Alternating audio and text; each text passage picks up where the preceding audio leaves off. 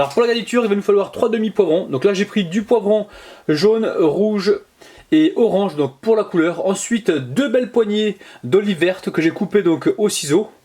Ensuite une pincée de sel, une demi-cuillère à café de poivre et un oignon que j'ai également haché, coupé en petits morceaux. Alors dans une poêle vous mettez un petit peu d'huile à chauffer, ensuite on verse tous nos légumes. On va pouvoir y mettre les olives. En fait c'est simple, on met tout en même temps. Le sel et le poivre. Alors attention au sel parce que les olives sont déjà salées. Donc là on met à peine une pincée. Et maintenant je vais cuire le tout pendant environ 5 à 6 minutes. Ça sent bon les amis, ça sent bon. Alors dès que c'est cuit, on débarrasse sur une assiette et on met de côté pour l'instant. Le temps de passer à la suite de la recette. Pour réaliser la pâte, il va nous falloir 350 g de lait, 350 g de farine, un œuf, une cuillère à soupe de beurre fondu, une demi-cuillère à café de sel, une demi-cuillère à café de sucre, un sachet de levure chimique et une demi-cuillère à café de bicarbonate de soude. Alors dans le fond du saladier, j'ai mis ma levure chimique donc tamisée. Ensuite on rajoute la farine. On va y verser le beurre fondu. Vous allez voir cette recette, il n'y a pas plus simple. Ensuite, ici j'ai le sucre et à côté j'ai le bicarbonate de soude. On va verser également le sel et l'œuf. Et petit à petit, je vais verser le lait. Allez, je vais commencer à mélanger.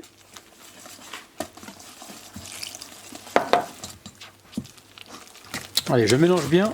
Et aussitôt, je verse la dernière partie du lait. Allez, je récupère la girafe pour effacer toutes les traces de grumeaux. Alors une fois que notre pâte est bien lisse, on va pouvoir cuire nos petites galettes.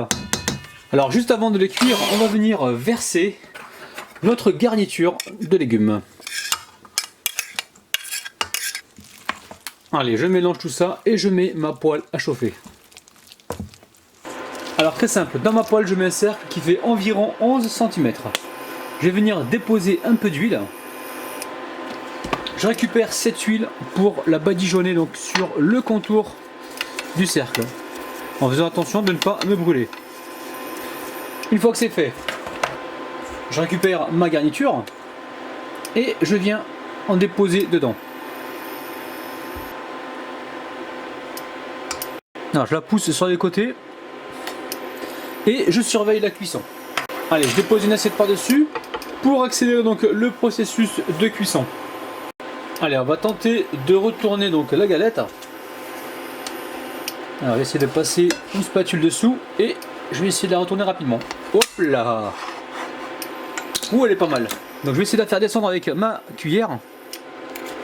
Là j'attends environ 1 minute et ensuite je vais pouvoir retirer le cercle.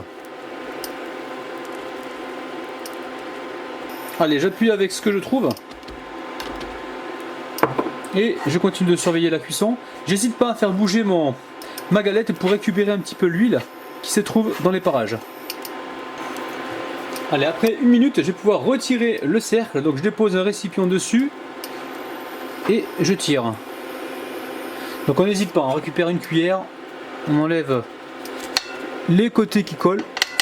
Voilà, on décolle gentiment et on retire le cercle. Alors pour l'instant je pousse la galette de l'autre côté, je vais voir l'autre sens, donc là c'est pas encore cuit.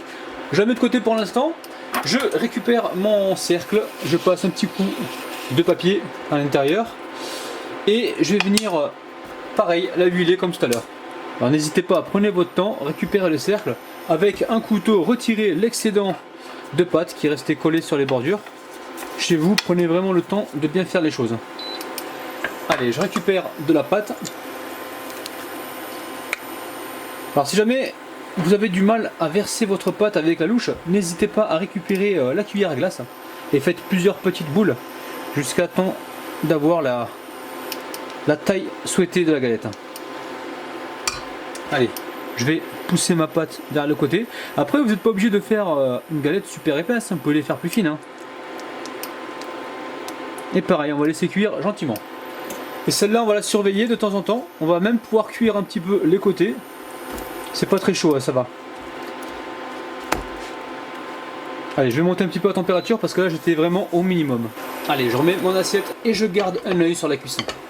Attention les amis, revoilà Dr Abba qui vient prendre la température de la galette. Donc à mon avis elle n'est pas cuite, c'est pour ça que je veux vous la montrer. Donc là on voit que ça ressort pas tout à fait sec. Ça veut dire qu'il faut encore quelques secondes pour que ça cuise. Alors n'hésite pas, on la retourne assez souvent pour avoir donc la même coloration partout. Alors, petite astuce pour cuire les côtés, hein, vous mettez donc vos galettes contre la poêle, vous mettez ça debout et vous les tournez de temps en temps. Et là vous allez cuire les côtés les amis. Ouh là là là là, ouh là là là là, regardez-moi ça. C'est trampolinable les amis. Allez, on passe tout de suite aux dédicaces. Je dédicace aujourd'hui Niki, Damoman, Stanley, Nour, Yves, Chavez, Green, Solène et Manuela les amis. Oh là là là là. Allez, je vous montre une galette de près. Je vais l'ouvrir pour vous. Vous voyez, elle est bien garnie. Hein. L'intérieur est cuit correctement. C'est trampolinable, c'est hyper moelleux. C'est parti. Les amis, c'est vraiment très très bon. Regardez-moi ça. Alors vous n'êtes pas obligé de les cuire dans un cercle, vous pouvez très bien les cuire directement comme ça à la poêle. Et vous n'êtes pas obligé non plus de faire des galettes trop épaisses. Hein. Vous pouvez les faire beaucoup plus fines pour en avoir beaucoup plus. C'est juste incroyable, c'est bien garni, c'est délicieux.